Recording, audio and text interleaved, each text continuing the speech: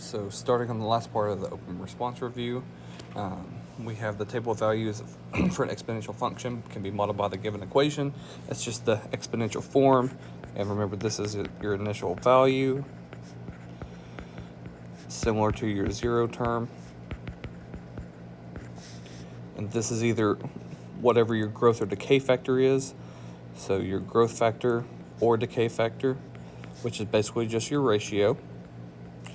And then remember, this number that you add at the end is always going to give you your horizontal asymptote.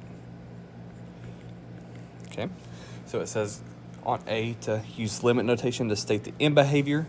So let's do our two limits. I'm working with h of x, so I'm going to write the limit as x goes to negative infinity of h of x.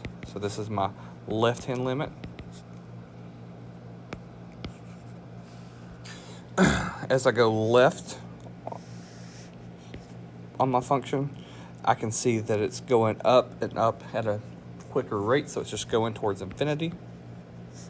And then on the other side, limit as x goes to infinity of h of x is going to be, as I go to the right, we can see that my numbers are slowly but surely getting closer to -3. So my function is getting closer and closer to -3. So remember that when I'm doing this, I always just say to draw it.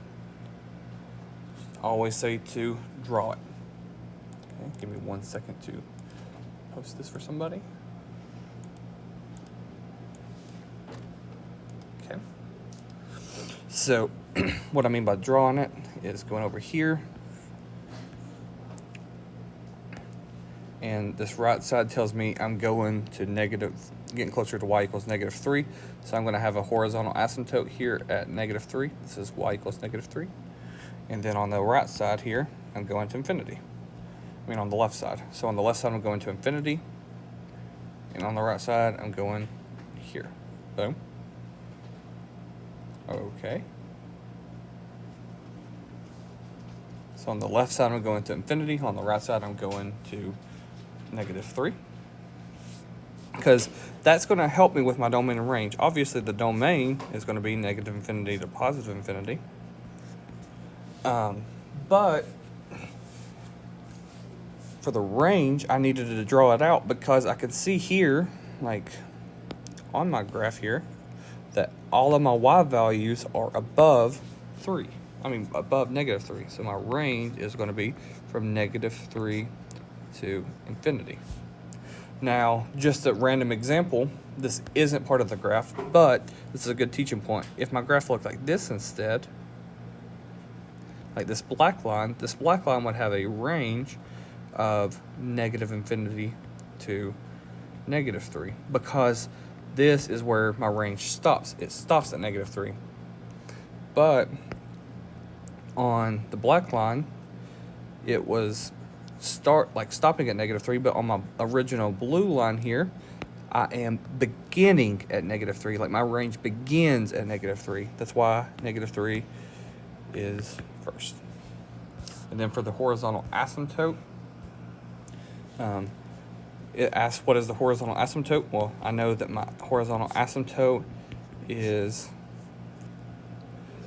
at y equals 3, and it says to explain my reasoning, and I can see from the table, I see that as my function goes to the right, my values get closer to -3. And then that HA that I just found is really important because, remember, when I'm in this form, so h of x equals a times b to the x plus c, that gives me my HA right off the bat. So I know whatever H of X is, it's going to be my horizontal asymptote here. So I'm going to have a -3 at the end. I'm going to have a -3 at the end. And if I think about what this horizontal asymptote is doing as far as my function goes, it's shifting my whole function. This is like a transformation of moving my whole entire function down 3. It's moving my entire function down 3. And so all of my values here are moved down 3. So let's use these ones on this left side here. Like, let's use these middle 3 terms. We'll say we can move all of them up 3. So since they were moved down 3, I'm going to do the opposite in my function here and move them up 3, because I'm trying to see my ratio. Without moving the ratio at all, I can't tell. So I need to move it up 3. So let's do that to all of these. And like really quickly, sorry, I just had a brain fart. I'm moving up 3, so that should be 2.5, and then going on and on and on. Okay, so my function was, if I add the 3 there, that helps me see what the ratio is. So let's use, I've given my 0 term here, and because the -3 is already there, I don't need to write it again. So now let's just think of, for the rest of the time, let's think of these as my y values, okay? Like I've added the 3 back to them, and now I can use those as my y values. So now I can do, for example, I can do 320 divided by 1280. Let me do that on my calculator. 320 divided by 1280. That gives me 1/4. And do another one. I can do 20 divided by 80. So that tells me that my ratio, or my B value here, is 1/4. And then my A value, like I said up here, it's the same thing as my initial term value. But the thing to remember is you want to use the initial term here, like my term 0 here, after I've already undone that transformation. Okay, so I'm going to trace it down here. Okay, so that's where I'm getting that from. So my A value here would be 2.5. Or you might also see it written as 5/2, doesn't really matter. Okay, so both of these are going to be my final H of X.